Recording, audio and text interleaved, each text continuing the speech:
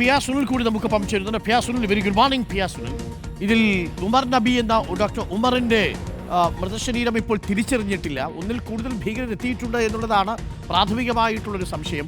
അതായത് ഈ ഫരീദാബാദ് ഭീകര ശൃംഖലയെ പിടികൂടുമ്പോൾ അതിൻ്റെ ഒരു പ്രധാനപ്പെട്ട കണ്ണിയായ ആൾ പരിഭ്രാന്തിയോടുകൂടി രക്ഷപ്പെടുന്നതിനിടയിൽ ഡിറ്റണേറ്റർ പ്രവർത്തിച്ച് സ്വയം അപകടം വരുത്തി വെച്ചതാണെന്നാണ് മനസ്സിലാക്കുന്നത്.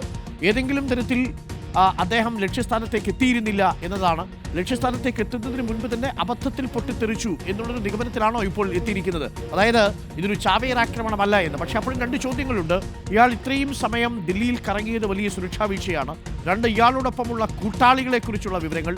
LNGP ആശുപത്രിയിൽ നിന്ന് വരുന്നൊരു വിവരം, അവിടെ പ്രവേശിപ്പിച്ച 35 പേരിൽ 3 പേർ ശരീരത്തിൽ പരിക്കുകളേറ്റ് അവിടെ നിന്ന് പെട്ടെന്ന് അപ്രത്യക്ഷരായി എന്നാണ്.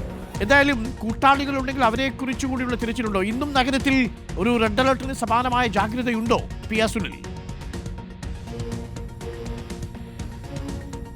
അരുൺ, ഉറപ്പായും ഇക്കാര്യത്തിൽ വലിയ ജാഗ്രതയിൽ തന്നെയാണ് സുരക്ഷാ സേനയും പോലീസും ഒക്കെ തന്നെ. ഇന്നലെ വന്ന CCTV ദൃശ്യങ്ങളിൽ വളരെ വ്യക്തമാണ് 3 പേർ വാഹനത്തിലുണ്ടായിരുന്നു. കാരണം ഇവരൊരു ഈ വാഹനത്തിൻ്റെ പൊല്യൂഷൻ പരിശോധിക്കുന്നതിനായി ഒരു സ്ഥലത്ത് വാഹനം നിർത്തുന്നുണ്ട്. അപ്പോൾ വാഹനത്തിനകത്ത് നിന്ന് ഇറങ്ങുന്നത് 3 പേരാണ്. അതിൽ ഉമർ മുഹമ്മദ് ഉണ്ട്, ഒപ്പം മറ്റ് 2 പേർ കൂടിയുണ്ട്. പിന്നീട് ഈ 3 പേരും വാഹനത്തിൽ കയറിപ്പോകുന്ന ദൃശ്യങ്ങളുണ്ട്. അപ്പോൾ അത് ഡൽഹി അതിർത്തിയിൽ തന്നെയായിരുന്നു. അപ്പോൾ ഈ 3 പേരിൽ ഉമർ മുഹമ്മദ് ആയിരിക്കാം ഒരുപക്ഷെ കാർ ഓടിച്ചിരിക്കുന്നതെന്ന് സംശയിക്കുന്നു. അപ്പോൾ മറ്റ് 2 പേർ എവിടെ എന്ന കാര്യത്തിൽ ഇപ്പോഴും ഒരു ഉത്തരമില്ല. അപ്പോൾ ഇവരെ കണ്ടെത്താനുള്ള ശ്രമങ്ങൾ നടക്കുന്നു. ഇതോടൊപ്പമാണ് അരു ചൂണ്ടിക്കാണിച്ചതുപോലെ തന്നെ വളരെ പ്രധാനപ്പെട്ടൊരു വിഷയം, ഈ ഒരു സ്ഫോടനത്തിന് പിന്നാലെ പരിക്കേറ്റവരെ ആശുപത്രിയിൽ പ്രവേശിപ്പിച്ചപ്പോൾ 3 പേർ ആ ഒരു ആശുപത്രിയുടെ രേഖകളിൽ ഒന്നുമില്ലാതെ അവിടെ നിന്ന് കടന്നു കളഞ്ഞിട്ടുണ്ട്. അപ്പോൾ അവരാരാണ് എന്നത് ഇപ്പോഴും അന്വേഷണ സംഘത്തിന് കണ്ടെത്താൻ സാധിച്ചിട്ടില്ല. വളരെ നിർണായകമായൊരു വിവരം ഇപ്പോൾ പുറത്തു വരുന്നത്, ഈ ഒരു അന്വേഷണ സംഘം സംശയിക്കുന്നത് ഈ സ്ഫോടക വസ്തു ഏതാണ് ഉപയോഗിച്ചത് എന്നതാണ്. ഈ ഒരു പാനിക്കിൽ ഇങ്ങനെ ഒരു സ്ഫോടനം നടന്നതാകാം എന്ന് പറയുമ്പോൾ പോലും ഒരു പക്ഷേ ഇതൊരു പൂർണ്ണമായി ഒരു സ്ഫോടക വസ്തു ആക്കി മാറ്റാൻ കഴിയാത്ത ഒരു ദ്രവരൂപത്തിലുള്ള അമോണിയം നൈട്രേറ്റ് ആകാം. പെട്ടെന്ന് ഇതൊരു പാനിക്കിൽ ഇത് ഒരു സ്ഫോടനം നടന്നതാകാം എന്നൊക്കെ തന്നെ പറയുന്നത്. അതുകൊണ്ടാണ് ഈ ചാവേർ ആക്രമണമല്ല എന്ന് പറയുന്നത്. ഒരു പക്ഷേ ഇതൊരു ചാവേർ ആക്രമണമായിരുന്നുവെങ്കിൽ ഇതിൻ്റെ ഒരു വ്യാപ്തി കുറച്ചുകൂടി കൂടുമായിരുന്നു.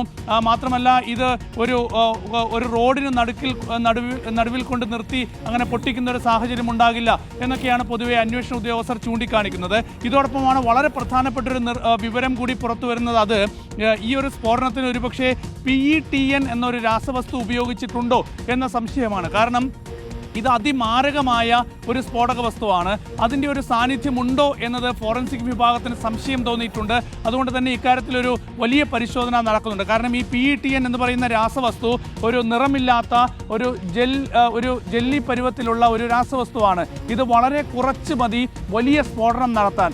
ഒരു 100 ഗ്രാമൊക്കെ ഉണ്ടെങ്കിൽ ഒരുപക്ഷെ ഒരു കാറൊക്കെ സ്ഫോടനം നടത്തി തകർക്കാൻ കഴിയുന്ന അത്രയും ശേഷിയുള്ളതാണ്. അപ്പോൾ ഒരു മിലിറ്ററി മോഡൽ അറ്റാക്ക് നടത്തിയിട്ടുണ്ടോ എന്ന തരത്തിലുള്ള ഒരു സംശയവും ഇക്കാര്യത്തിലുണ്ട്. അതുമായി ബന്ധപ്പെട്ട പരിശോധനകൾ കൂടി നടക്കുന്നുണ്ട്. ഏതായാലും ഒരു ചാവേർ ആക്രമണമല്ല എന്ന് പറയുമ്പോഴും ഏതാണ്ട് അതിൻ്റേതായിട്ടുള്ള ഒരു സമാന സാഹചര്യം ഇതിനുണ്ട്. ഇതോടൊപ്പം തന്നെ വളരെ പ്രധാനപ്പെട്ട ഒരു കാര്യം, ഇക്കാര്യത്തിൽ എന്തെങ്കിലും ഒരു സ്ഥിരീകരണം ഇതുവരെ കേന്ദ്ര സർക്കാരോ അന്വേഷണ ഏജൻസികളോ നൽകിയിട്ടില്ല എന്നതാണ്. കാരണം ഡൽഹിയിൽ സ്ഫോടനം നടന്ന് ഇന്ന് 3ാമത്തെ ദിവസമാണ്.